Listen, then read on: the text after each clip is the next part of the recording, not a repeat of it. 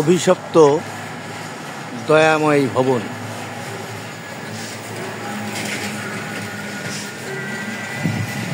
এই ভবনটি অনেক ঘটনা অঘটনার সাক্ষী হয়ে দাঁড়িয়ে আছে।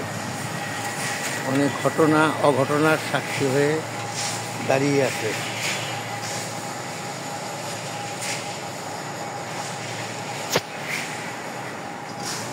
ক্ষিতীশ মজুমদারের নাতি অরুণ মজুমদার এর কাছ থেকে নামে মাত্র টাকায় এই ভবনটি ক্রয় করে তৎকালীন সময়ের দাপটে মন্ত্রী ইঞ্জিনিয়ার খন্দকার মোশাররফ হোসেন।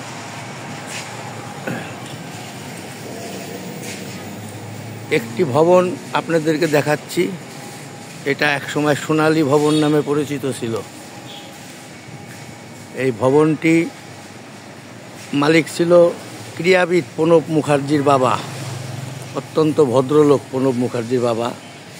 দয়াময় ভবন যেদিনকে ক্রয় করে তার ওই দিন 4-5 ঘন্টার নোটিশে এদেরকে জোর জবরদস্তি করে বাড়ির থেকে নামিয়ে দেওয়া হয় এবং পরে বিভিন্ন রকম ভয়ভীতি দেখিয়ে ভাঙ্গারি দামে টাকা পয়সা পরিশোধ করে।